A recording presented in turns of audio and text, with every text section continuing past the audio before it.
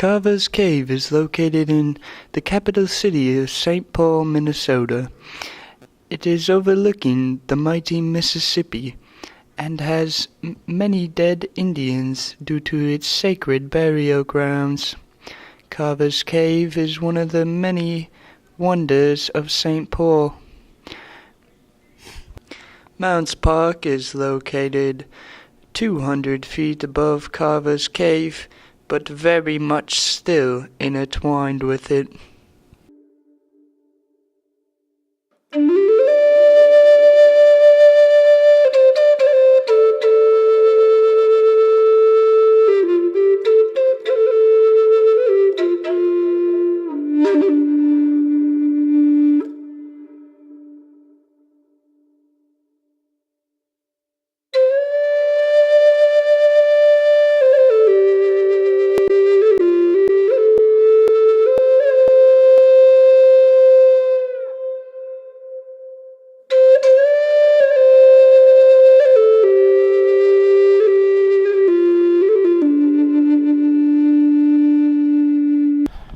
Jonathan Carver grew into an adult in Canterbury, marrying Abigail Robbins in 1746. They had a daughter in 1746 and another in 1748.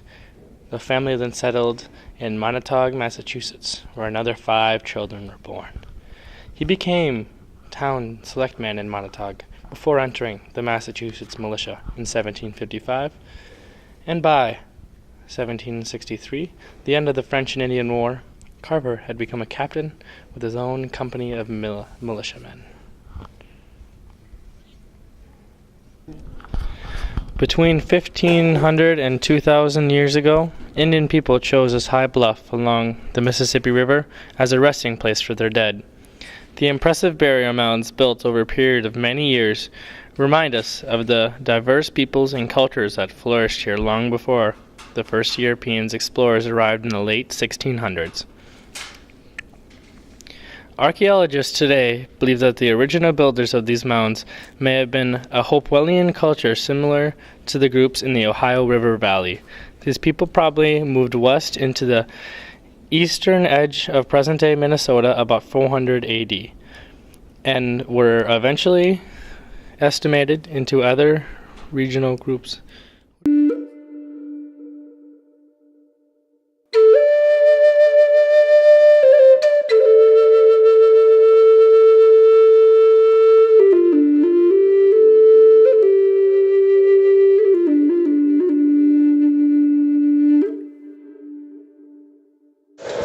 What's up, boy? Nice to have you today. Thanks for having me, Ben.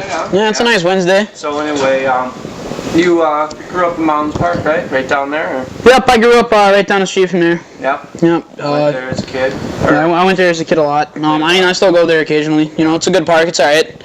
I mean, it has its days where, you know, it has its bad people down there, but that's all right.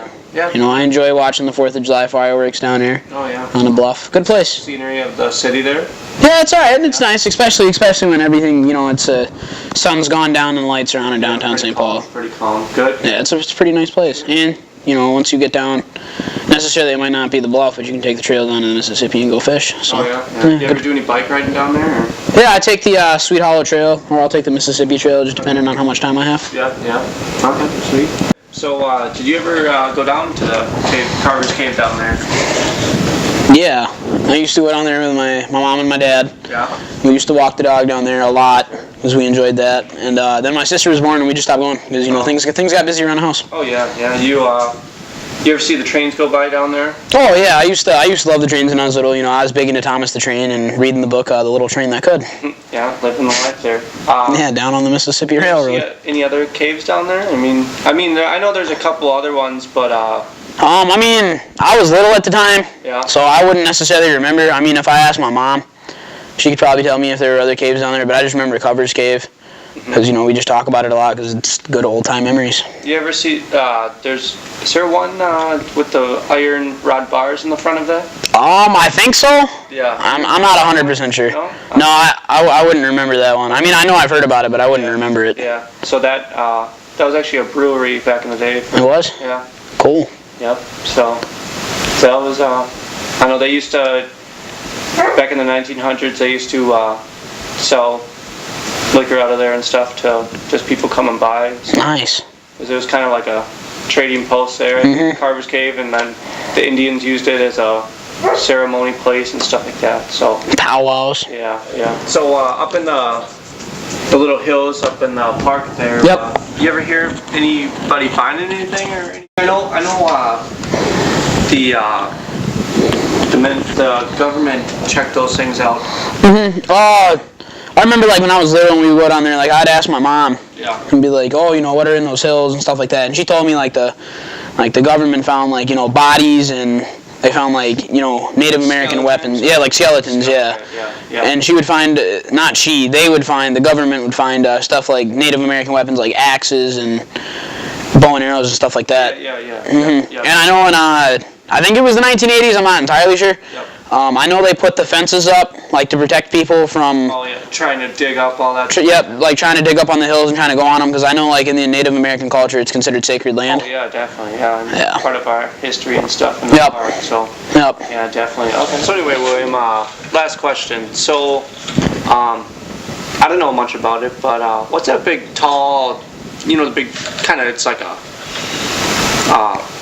the big tower thing, what is that?